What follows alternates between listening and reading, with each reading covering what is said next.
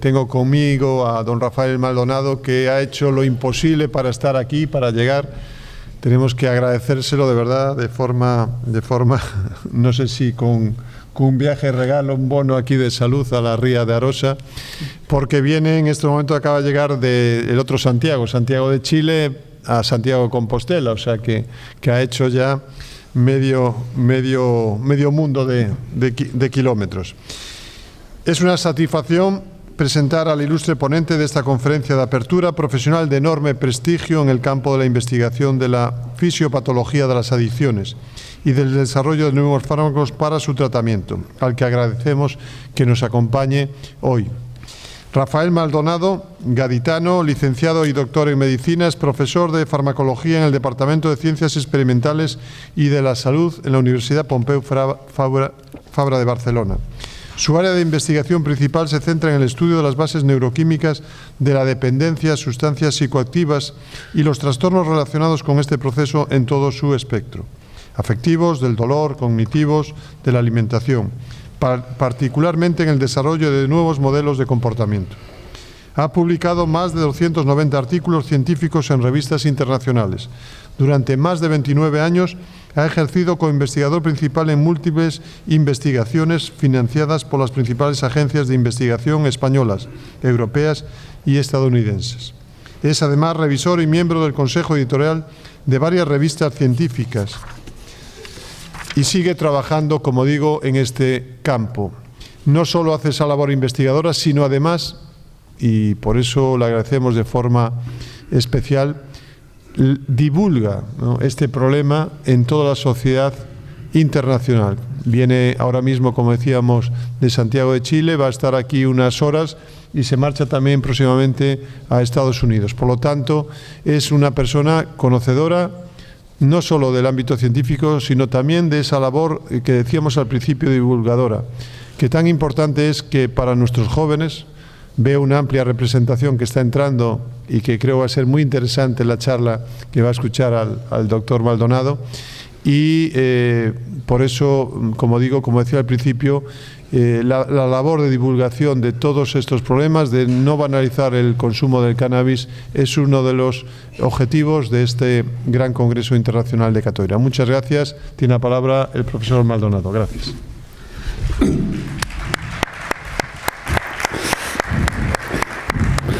Bueno, antes que nada, por supuesto, agradecer al conseller por la presentación y al comité organizador por darme la oportunidad de estar aquí con todos vosotros.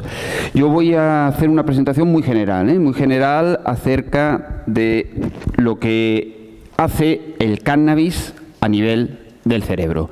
No voy a entrar en detalles de mecanismos de acción, porque he visto que luego está la conferencia de Fernando, en la que yo me imagino que él explicará con más detalle lo que son los mecanismos de acción, pero vamos a ver un poco qué es lo que hace el cannabis una vez que se consume a nivel cerebral. Antes que nada, bueno, creo que no va. A ver. La siguiente. Antes que nada vamos a ver qué es esta planta que se llama el cannabis. ¿Se puede pasar, por favor? El cannabis es una planta de la que se extrae la marihuana y el hachís. Y antes que nada recordarles que en esta planta hay más de 60 sustancias activas. Es, por lo tanto, una enorme mezcla de toda una serie de sustancias activas, de las cuales hay dos muy importantes, no las únicas, dos muy importantes. La primera, el delta-9 tetrahidrocannabinol, el famoso THC, que todos conocéis. Este THC es el principal responsable de los efectos psicoactivos de la marihuana. Y el segundo compuesto que os voy a mencionar es el cannabidiol, el famoso CBD, que este CBD, fijaros, tiene unas propiedades totalmente diferentes. Hoy en día cada vez se conoce más sus propiedades terapéuticas para determinadas patologías, se conocen bien, pero fijaros una característica: va a disminuir algunos de los efectos psicoactivos del THC. Es un poco como lo opuesto, ¿eh? Y el THC se va a encontrar sobre todo en lo que son los órganos reproductores femeninos de la planta, lo que son los cogollos de la planta, que esto prensado es lo que constituye el hachís. Así que démonos cuenta, más de 60 sustancias activas, con estos dos importantes principios activos, THC y CBD. ¿Qué es lo que el cannabis de los años 80, de los años 90, era muy diferente al cannabis de hoy en día? Y vamos a fijarnos solamente en estas dos sustancias, El cannabis de los años 80, ¿qué le pasaba? Pues miraros, ese cannabis tenía un THC, una pureza, una riqueza de THC en torno al 3 al 5%. Y el CBD, el que contrarresta los efectos del cannabis, pero tiene sus efectos terapéuticos, del 1 al 2%. ¿Qué ocurre con el cannabis de hoy en día? Pues es totalmente diferente. ¿Por qué? Porque se potencia el porcentaje de THC en el cannabis de hoy en día. Podemos encontrar preparaciones que contienen hasta el 20% del THC, eso no era posible en los años 80, y por el contrario, fijaros, el CBD. El CBD ha caído de manera muy importante, claro, al consumidor le interesa para sentir los efectos psicoactivos, pero es que los potenciales efectos terapéuticos en parte dependen de este CBD. Démonos cuenta que estamos hablando de dos cosas muy diferentes, Dos cosas muy diferentes, los 80 a hoy en día. Y hoy en día sabemos que hay el consumo de esta sustancia es muy elevado en nuestra población. Y esto será un tema que se debatirá en este simposio, pero dejadme simplemente que intente recordar un par de puntos muy por encima, porque esto sí que no es mi especialidad, de qué factores son los que nos van a determinar que hay un porcentaje de consumo de cannabis tan elevado en el momento actual. Obviamente, entre los muchos factores, los múltiples factores que influyen, hay muchos otros, pero recordemos la presión de grupo, recordemos la disponibilidad de la droga, está disponible, no nos tapemos los ojos, está disponible en todos nuestros centros escolares. Pero dejadme que toque un punto muy brevemente, lo que es la disminución de la percepción del riesgo.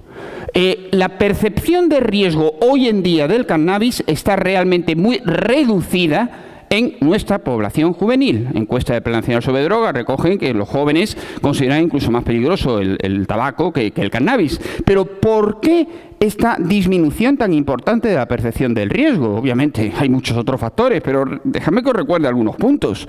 Obviamente que hay intereses comerciales presentes ya de empresas centradas en la comercialización de productos asociados al cannabis. Lo mismo que hay para el tabaco y lo mismo que hay para el alcohol. Es una evidencia, no lo podemos negar. Pero lo que también es otra evidencia es que existe el mito de que es un producto natural. Naturalmente que es un producto natural como muchas otras drogas, pero recordemos que los venenos más poderosos que existen son productos naturales. Y el tercer punto es el mito de la utilización terapéutica. ¿Tiene utilidad terapéutica? Claro que sí. Todas las drogas, todas las drogas se han utilizado o se utilizan con fines terapéuticos y esto no tiene nada que ver con su peligrosidad. Y dejadme que aquí que os recuerde una cosa. La planta va a tener más de 60 principios activos. Las preparaciones derivadas del cannabis que han sido aprobadas por las autoridades regulatorias son muy diferentes al cannabis. Fijaros, la primera preparación derivada del cannabis, el primer cannábico que se aprobó, no ocurrió hace 2 o 3 años, no, ocurrió hace 35 años, en el año 1982. Se aprobó la nabilona como antiemético, hace 35 años, pero fijaros, se aprobó una sustancia que se administraba por vía oral. Y hoy en día, en Europa, tenemos una sustancia que es una mezcla de tetrahidrocannabinol y CBD que se utiliza para la espasticidad de la esclerosis múltiple y se utiliza por vía sublingual. Entonces, démonos cuenta de la diferencia. Esto sí es un medicamento. Esto sí es un medicamento, una sustancia con una dosis determinada por una vía de administración determinada.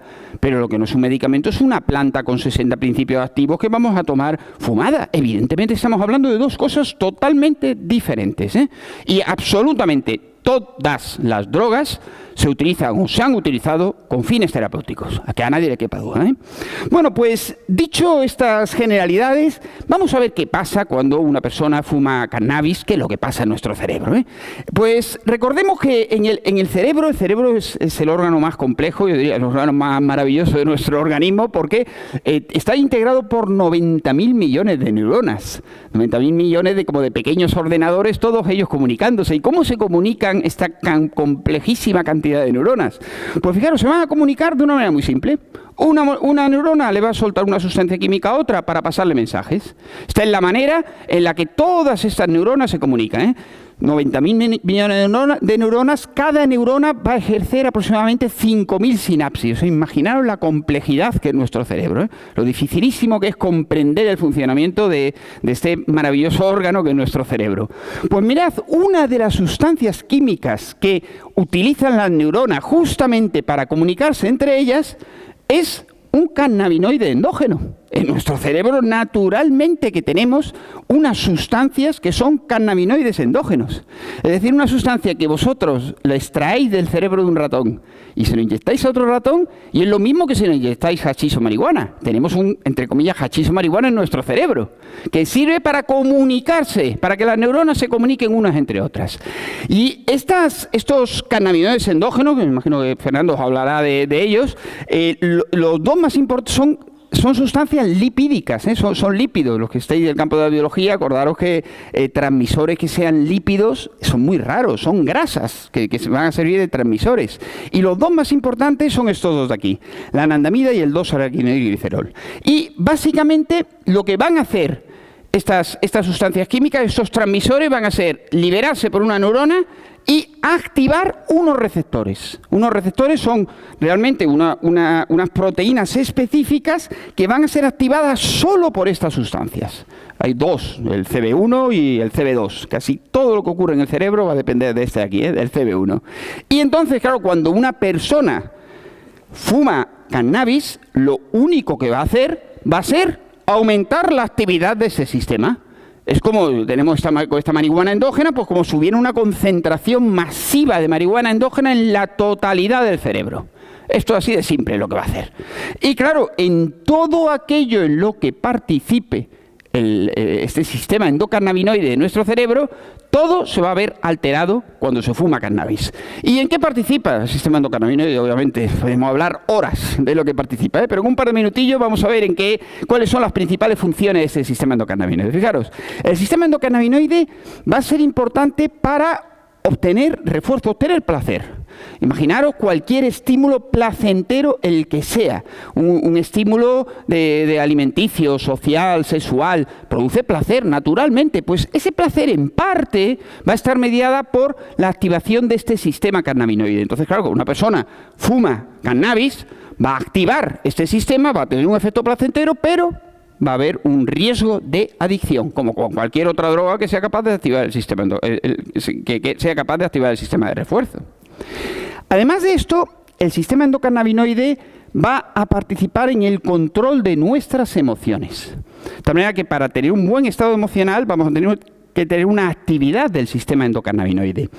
Y cuando fumamos cannabis y activamos ese sistema, se va a modificar la ansiedad. Fijaros que hablo de modificar la ansiedad. ¿Por qué? Porque hay algunas personas que tendrán un efecto ansiolítico como tranquilizante y otros que tendrán auténticamente crisis de pánico, dependiendo de muchísimos factores que si queréis luego discutimos, pero se modifica la ansiedad. Otro efecto muy importante, otra propiedad muy importante de este sistema endocannabinoide es que va a controlar el aprendizaje y la memoria.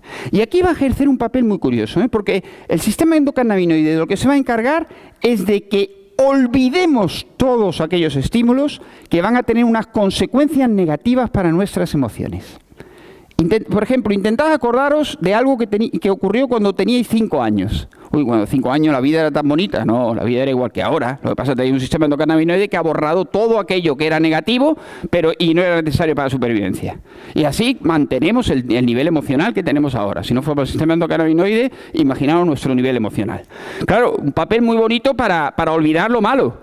Pero ¿qué pasa cuando la persona fuma cannabis? Olvida lo malo, lo bueno y todo. Tiene un efecto deleterio muy importante a nivel de la cognición, del que ahora hablaremos, uno de los importantes efectos secundarios del consumo de esta sustancia. Además, el sistema endocannabinoide controla nuestra actividad motora. Si yo quiero realizar un movimiento fino, le quiero dar un botoncito de los que tengo aquí, pues voy a liberar cannabinoides en los núcleos de la base, si no sería incapaz de darle al botón. Y para hacer movimientos finos. Claro, imaginaros que ahora tengo mi sistema, todo mi cerebro invadido por un cannabis exógeno. Pues sí, le podría dar, pero con mayor dificultad. ¿Vale? ¿Esto qué problema ocurre? Pues ocurre, ahora veremos, que primero va a producir una cierta sedación, pero sobre todo alteraciones de coordinación motora y aumento del tiempo de reacción. Ya veréis, a nivel de conducción de vehículos, lo que esto origina. Además de esto, obviamente el sistema endocannabinoide también va a servir para frenar el dolor. Una vez que imaginaros que tenemos dolor. El dolor es una señal de alarma que necesitamos para la supervivencia, pero a nadie nos interesa que nos duela. En cuanto nos duele, vamos a liberar endocannabinoides para frenarlo. Y es un sistema de analgesia endógeno muy eficiente. Y de hecho, esto hace que el consumo de cannabis pueda modificar la percepción y que los cannabinoides evidentemente sean sustancias analgésicas.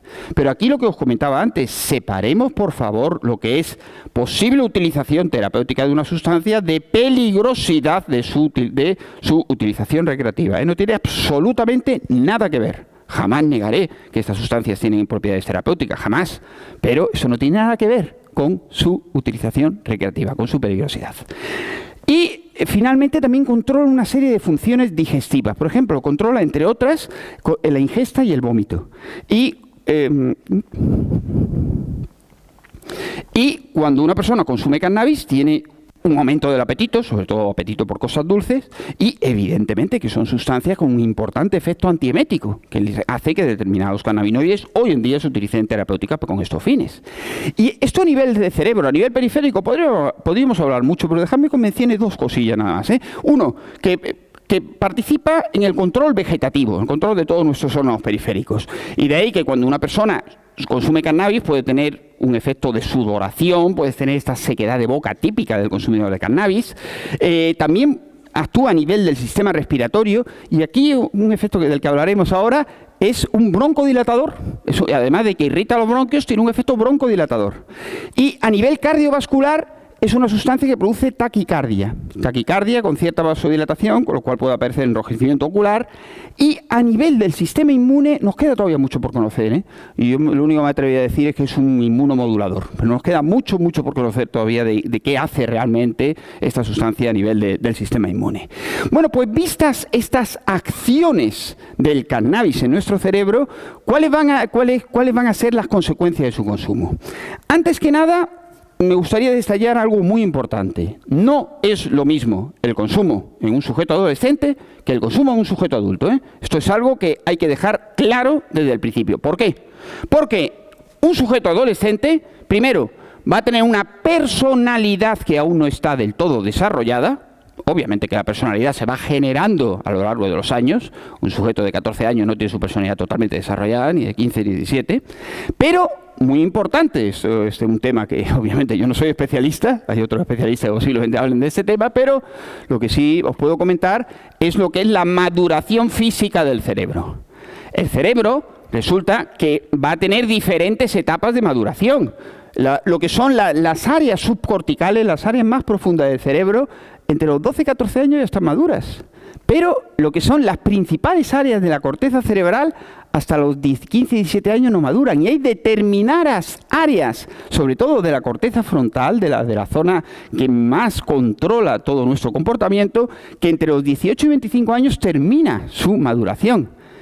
Y el sistema endocannabinoide juega un papel crucial en la maduración de las neuronas.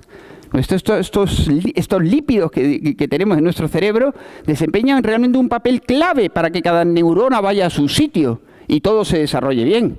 Imaginaros un sujeto en esta franja de edades, que son las edades en las que se está iniciando el consumo, en esta franja de edades empiece a consumir cannabis. El desarrollo físico de su cerebro podría potencialmente verse alterado. Y obviamente ahí, yo imagino que en otras comunicaciones se explicarán detalles que ya se conocen acerca de esta trascendencia realmente muy importante del consumo en edades tempranas, que es evidentemente mucho más negativo que en edades adultas. Pero en general, ¿cuáles son, digamos, los principales consecuencias negativas que yo os podría subrayar del consumo de esta sustancia? Sí, muy brevemente.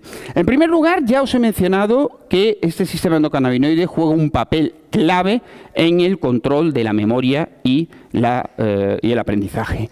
Y cuando una persona consume cannabis va a tener una clara repercusión a nivel de sus capacidades cognitivas. Y hoy en día existen datos publicados por el Plan Nacional sobre Drogas que nos demuestran que en España el consumo de cannabis está directamente asociado al aumento del fracaso escolar. Esto lo conocemos.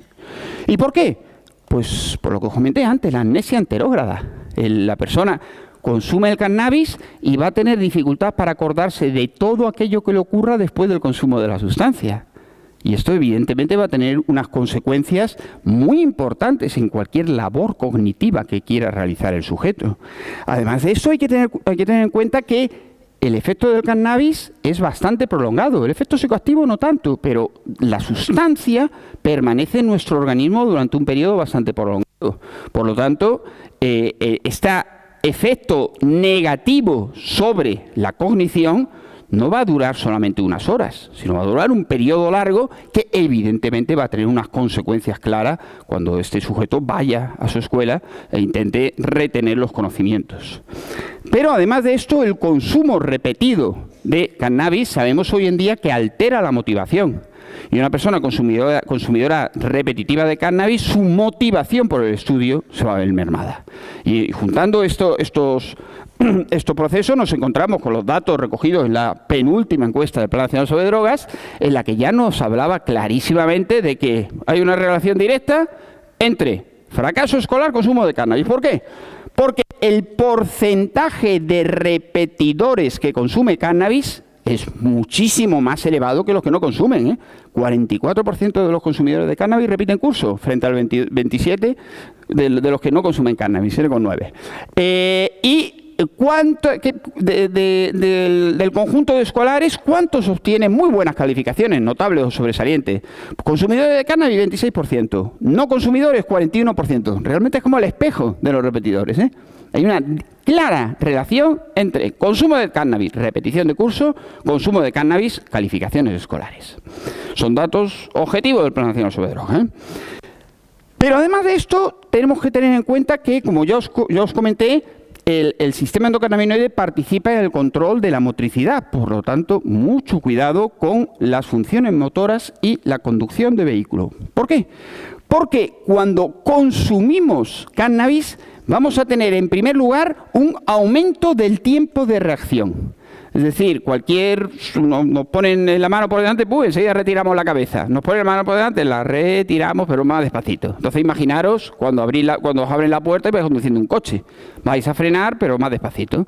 Y esto realmente tiene unas consecuencias muy negativas a nivel de la conducción de vehículos. Sedación. Imaginar una persona sedada conduciendo un vehículo. Incoordinación motora. También la capacidad de coordinar la motricidad va a estar también mermada. Y va a haber también una desinhibición, de la que ahora hablaremos. Por lo tanto, realmente la capacidad para conducir un vehículo en estas condiciones están extremadamente mermadas. Y por eso es muy importante que la población en general sea consciente, igual que lo es de que el alcohol empeora la capacidad para conducir un vehículo, sea consciente de que el cannabis es un factor importante para dificultar la conducción de un vehículo. ¿Y si se combina alcohol y cannabis, se suman los efectos? No, no se suman, se multiplican, que es mucho peor. Entonces, muchísimo cuidado. Se consume alcohol, no se puede conducir. Si se consume cannabis, no se puede conducir. La combinación de alcohol y cannabis multiplican los efectos negativos sobre la conducción de vehículos. Bueno, además de esto, el consumo de cannabis es conocido por todos que produce una desinhibición. Ya sabéis, una desinhibición es que nosotros vamos a hacer aquello que realmente queramos hacer, no aquello que sea racional.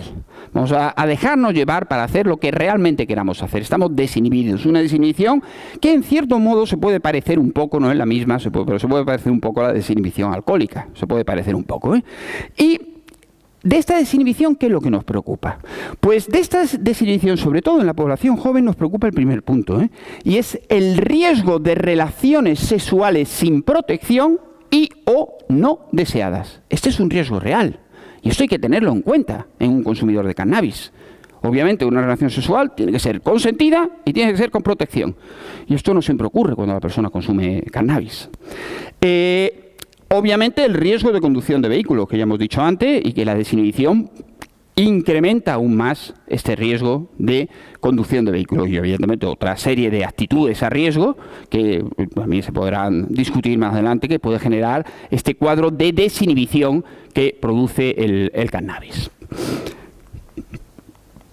Bueno, y existe un tema que es bastante polémico, que es la capacidad para producir abuso, la capacidad para producir adicción del cannabis. Hay una cosa clara, esto es una droga y como cualquier otra droga, el cannabis es capaz de producir una adicción.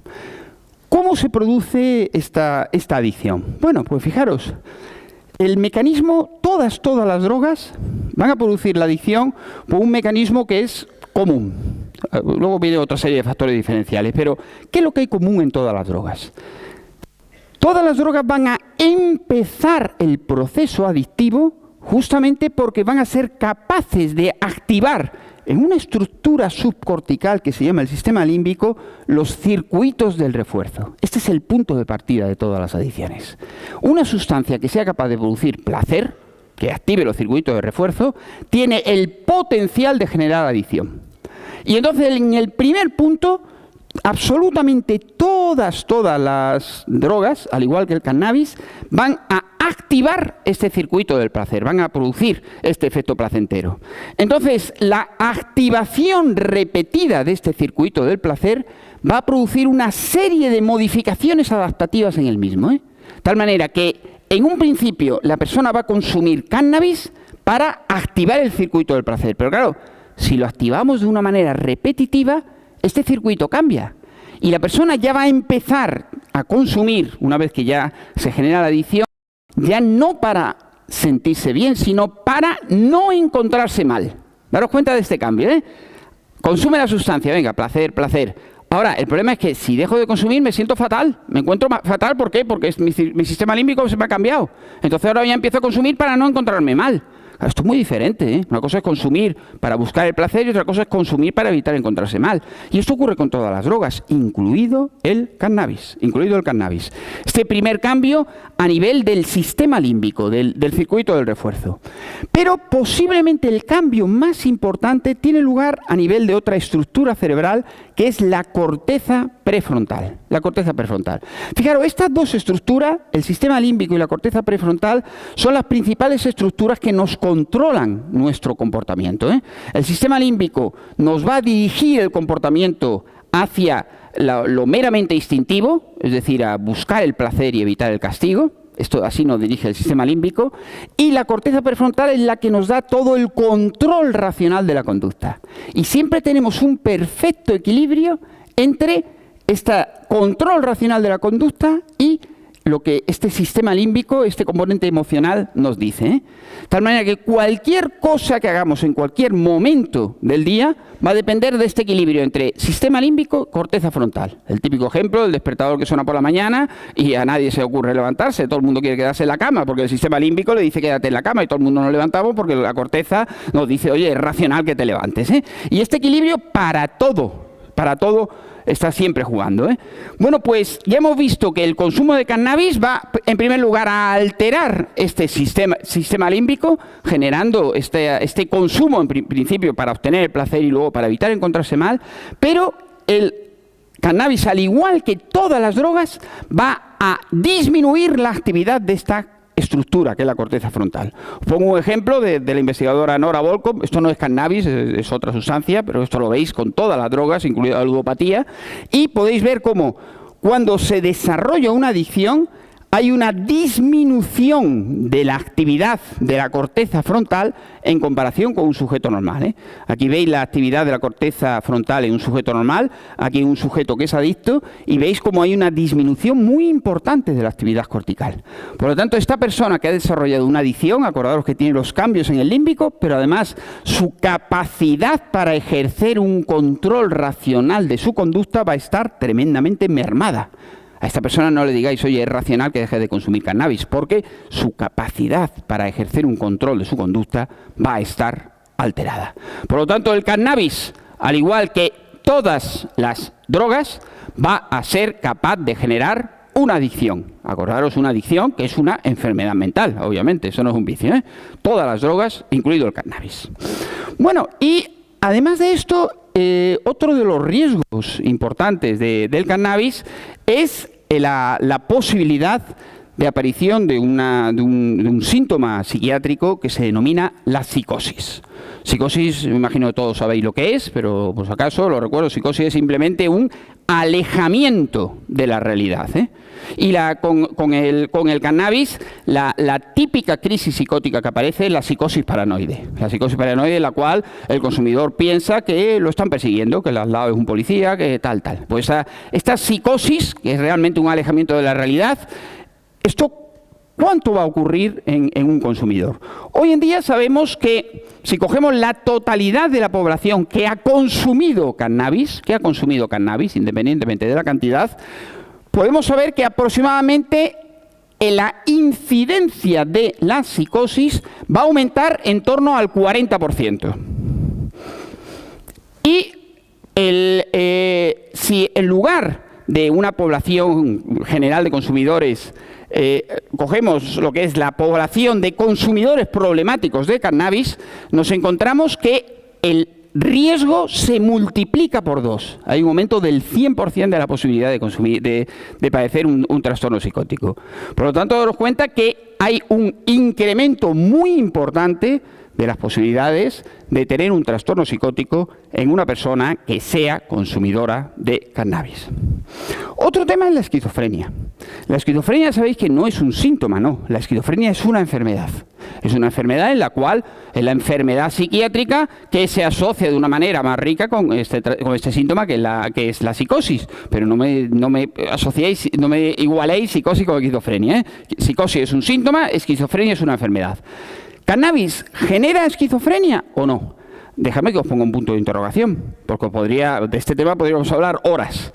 Podríamos hablar horas defendiendo ese argumento, defendiendo el argumento de que es una automedicación, o defendiendo el argumento de que los mismos factores de riesgo para el consumo de cannabis son los mismos factores de riesgo que para el desarrollo de la esquizofrenia. Por lo tanto, dejadme que ponga el punto de interrogación y estoy abierto a la discusión para defender cualquiera de las tres posiciones que hoy en día, desde mi punto de vista, siguen abiertas, pero la mayor parte de ellas tienden a pensar que el consumo de cannabis puede, al menos en determinadas subpoblaciones, incrementar el riesgo de esquizofrenia. Bueno, y en cuanto a los trastornos emocionales, ¿qué sabemos hoy en día del consumo de cannabis y trastornos emocionales? Bueno, pues lo que sabemos claramente es que el consumo de cannabis aumenta el riesgo de aparición de trastornos de ansiedad. Esto sí es una evidencia demostrada científicamente, con una gran cantidad de argumentos y una gran cantidad de publicaciones científicas. Sin embargo, la relación entre el consumo de cannabis y la depresión, déjame también que le ponga un punto de interrogación. Naturalmente que tenemos muchos artículos que nos relacionan el consumo de cannabis con depresión, pero ¿es realmente causa-efecto? Déjame que le ponga el punto de interrogación y si queréis luego lo podemos discutir. Lo mismo que la ansiedad, obviamente, causa-efecto está clara. En depresión, déjame que le ponga el punto de interrogación. Bueno, y con respecto a la toxicidad a nivel pulmonar, ¿qué es lo que sabemos? Pues mirad, a nivel pulmonar ya sabéis que la famosa encuesta del Plan Nacional sobre Drogas, en la que los jóvenes dicen que es más peligroso el tabaco que el cannabis. Pues bueno, me gustaría recordar un hecho, y es que el cannabis es un broncodilatador, va a dilatar el diámetro de los bronquios. Sabéis muy bien que la inspiración del aire en un consumidor de cannabis por lo general suele ser más profunda que un consumidor de tabaco para tener los efectos psicoactivos, ¿no? Pero aparte de esto, en la mayor parte de los casos, En la mayor parte de los casos se mezcla el cannabis con el tabaco. Y entonces el efecto tóxico del tabaco a nivel pulmonar se va a ver también potencializado por el cannabis. Porque realmente estamos dilatando los bronquios y llevando las sustancias tóxicas hasta el fondo de nuestros pulmones. Y no solo eso, además es que el propio cannabis naturalmente que tiene efectos tóxicos. Por lo tanto, yo siempre digo, la mejor manera de destruir un pulmón es asociar cannabis y tabaco. Estas dos sustancias tóxicas a nivel pulmonar, que además una de ellas es broncodilatadora. Y por último, dejadme que os vuelva a insistir en el tema de la edad de inicio del consumo. La edad de inicio del consumo es un problema mayor. Nos encontramos con edades de inicio del consumo inferiores a 15 años hoy en España. Y obviamente, acordaros que a estas edades el cerebro físicamente aún está madurando y vamos a interferir en la maduración de nuestro cerebro. Además, la personalidad aún está en desarrollo y naturalmente una persona que consume una droga, la que sea, y su personalidad no está aún desarrollada, las posibilidades de que se genere una adicción evidentemente van a ser mucho mayores. Obviamente el riesgo de pérdida de control del consumo es mucho más elevado en esta población juvenil y en esta población juvenil el consumo de cannabis obviamente que puede llevar a consumir otras drogas en esta población juvenil. Por lo tanto, este tema yo siempre digo que es realmente crucial. El cannabis tiene una serie de efectos negativos, ¿de acuerdo? Pero por favor no comparemos el consumo de un adolescente con el consumo de un adulto. En un adolescente va a ser muchísimo más perjudicial en el momento en el que su cerebro aún no se ha desarrollado, en el momento en que su personalidad no se ha desarrollado, y como bien sabemos, el pronóstico del consumo va a depender en gran manera de esta edad de inicio. Por lo tanto, es muy importante que hagamos todo lo posible para concienciar a nuestros jóvenes de que este consumo, si es que en algún momento tiene que ocurrir, que sea cuanto más tardío, mejor, porque no es lo mismo el consumo en un sujeto joven que el consumo en un sujeto adulto. Muchísimas gracias.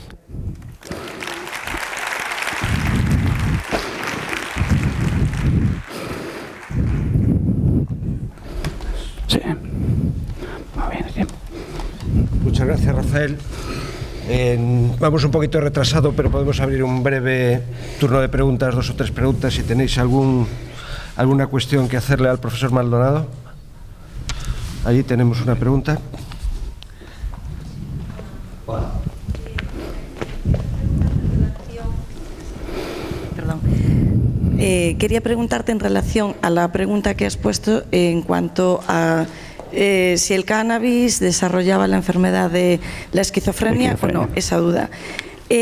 Bueno, eso no lo sé, pero lo que sí es cierto es que a nivel asistencial yo veo que muchísimos pacientes que sí están diagnosticados con esquizofrenia es muy habitual el consumo de cannabis. Entonces, no sé si esto se sabe, que se debe a alguna cosa en concreto, si hay algún estudio.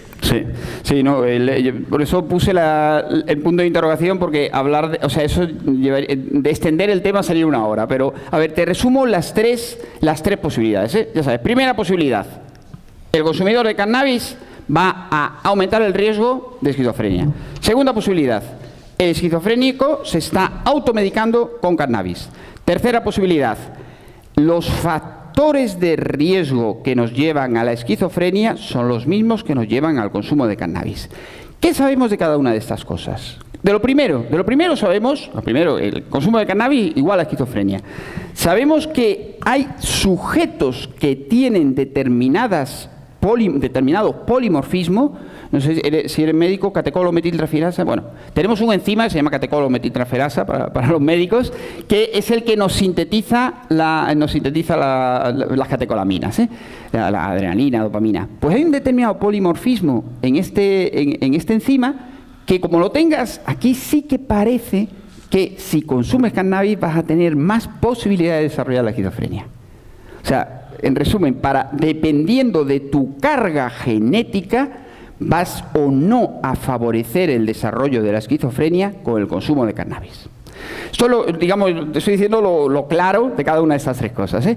Lo claro de la automedicación. Pues mira, lo claro de la automedicación es que un consumidor de cannabis va a modificar la actividad del sistema de la dopamina, la dopamina que participa en la esquizofrenia.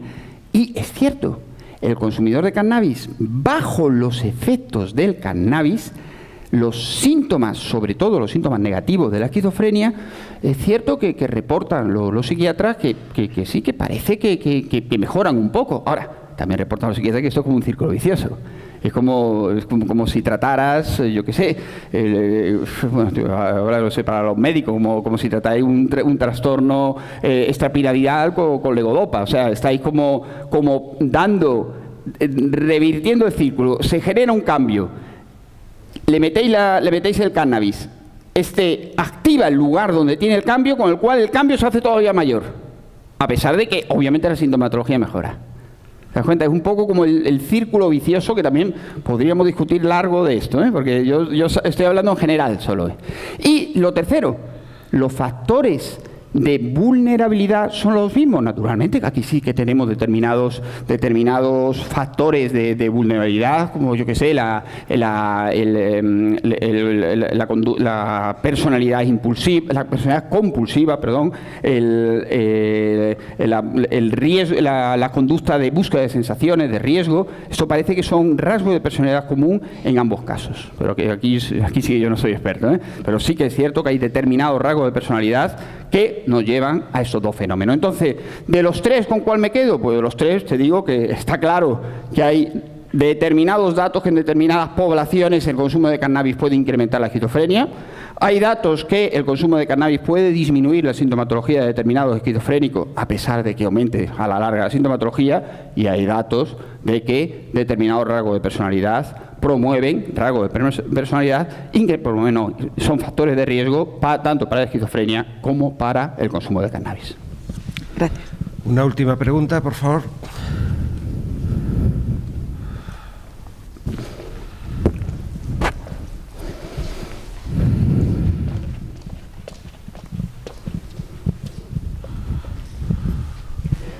Hola, buenos días.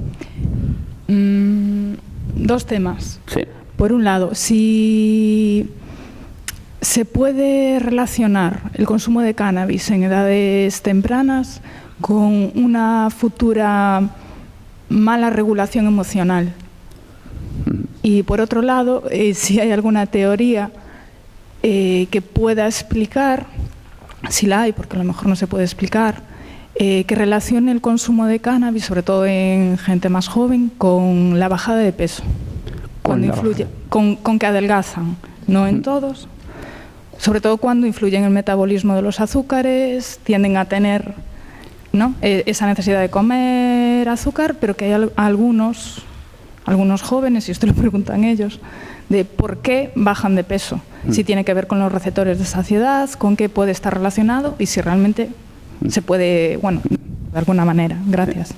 Pues el primer tema, consumo temprano de cannabis, trastornos emocionales a largo plazo. Yo aquí me iría a un estudio que se publicó recientemente de un seguimiento, un estudio que se publicó no sé, del campo médico en la revista Lancet, que es una de las más prestigiosas, en la que se hizo un seguimiento durante creo que fueron 25 años de consumidores para ver cuál era su pasado, no me acuerdo si eran 20, 25 años, cuál era toda su característica de personalidad, integración, etcétera. Y aquí sí que se demostró, este estudio de Nueva Zelanda demostró que el consumo precoz, y había una relación directa entre edad de consumo y alteración emocional, alteración cognitiva y lugar donde había llegado en la vida. Digamos, se le preguntaba a edades tempranas, ¿tú qué te gustaría ser de mayor? ¿Quién consiguió y quién no consiguió esto? Entre los consumidores de cannabis hubo mucho menos que lo consiguieron que entre los no consumidores. Yo te llevaría a este artículo, que es el que más claramente demuestra esta consecuencia del consumo temprano de cannabis en las repercusiones a largo plazo a nivel emocional y a nivel cognitivo y a nivel profesional en general. En relación con la ganancia pérdida de peso, es extremadamente heterogéneo las consecuencias del consumo de cannabis a nivel de la ganancia de peso. Yo aquí lo que te diría es, yo no sé si sabes que en el año 2006 salió un medicamento que parecía que iba a ser un blockbuster, como iba a ser como la gran molécula para el tratamiento de la obesidad, que era justamente un antagonista del sistema cannabinoide. Era una sustancia que se llama rimonabant, bloqueaba el sistema endocannabinoide, y la gente perdía peso, que era una maravilla. El problema era que tenía un aumento del riesgo de suicidio. Entonces, claro, un pequeño efecto indeseable por el cual se retiró enseguida el medicamento. Estuvo dos años en el mercado. Pero daros cuenta, para perder peso, ¿qué necesitamos? Necesitamos bloquear el sistema endocannabinoide. Esto está clarísimo. Si tuviéramos un bloqueador del sistema endocannabinoide sin efectos indeseables mayores, todo el mundo lo consumiría para evitar la ganancia de peso, para evitar la obesidad. Ahora, ¿qué ocurre en el consumidor de cannabis? En el consumidor de cannabis, una persona que fuma una vez cannabis, naturalmente ve un dulce y es que no puede parar de comérselo, porque hay un incremento del apetito por todo aquello que sea hedónicamente positivo, chocolate, dulce, etc. Ahora, a nivel crónico, ¿qué ocurre? A nivel crónico se producen, al parecer, eso no está del todo conocido, en determinados sujetos cambios adaptativos que hace que en lugar de ganar peso, pierda peso. Pero una persona que no sea consumidora, fuma cannabis durante 5 días, tú le miras el peso y en lugar de cannabis fuma placebo, naturalmente que va a tener más peso del que ha fumado cannabis durante un periodo corto. Ahora, durante un periodo largo, aparece lo que tú comentas, estos cambios adaptativos en los receptores. Bueno, muchas gracias. Vamos a cerrar ya. El profesor Maldonado nos ha hecho una revisión de los más de 60 componentes que tiene la planta del cannabis, destacando el THC y el CBD como los más importantes, y ha señalado, bueno, algo que todos sabemos, que si bien una molécula aislada puede tener un efecto farmacológico, no solo es absurdo, sino falso, que pensar que consumir el cannabis natural, como se viene a decir, puede tener un efecto farmacológico. Nos ha revisado un poco, introducido el sistema cannabinoide endógeno y el papel del THC saturando estos receptores. Ha revisado los efectos sobre el sistema nervioso central y periférico. Nos ha revisado también el amplio espectro de trastornos asociados a su consumo, insistiendo en que el cerebro de las personas adolescentes con la maduración incompleta todavía es mucho más sensible a sus efectos negativos. Muchas gracias, Rafael, por tu intervención.